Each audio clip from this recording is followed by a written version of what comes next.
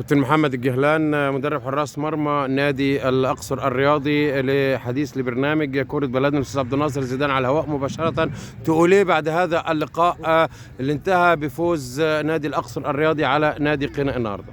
بسم الله الرحمن الرحيم. في البدايه برحب بحضرتك كابتن عمرو وكابتن عبد الناصر زيدان اللي عاملين حاله. كان قناه الشمس رجعتنا لايام زمان.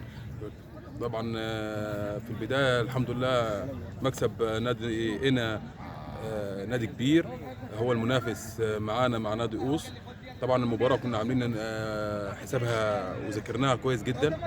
كانت يعني كنا دايما بنحفز اللعيبه، وكابتن محمد عويس كان بيقول دايما ان احنا لازم نبقى هاديين، والاهدى هو اللي هيكسب المباراه. الحمد لله حققنا الهدف المطلوب اللي هو 3 بونت.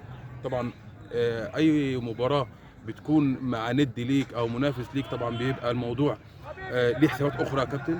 الحمد لله فضل ربنا كرمنا ب3 بونت النهارده. بشكر مجلس الاداره والجماهير، وبشكر اللعيبه، بشكر كل الناس اللي ساندتنا ومسانده نادي الاقصر عشان نصعد ونرجع لنادي الاقصر لمكانته الطبيعيه. الحمد لله مباراه النهارده هارد لك هنا نادي كبير، والحمد لله على المكسب، وشكرا على كل حاجه يعني اللي انتم بتدعمينا فيها يا كابتن عمرو.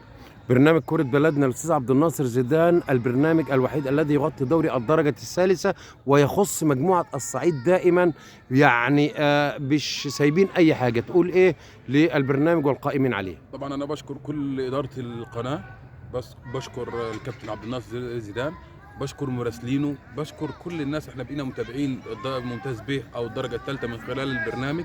قناة الشمس يعني بجد عاملة ملحمة.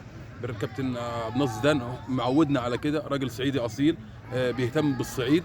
شكرا.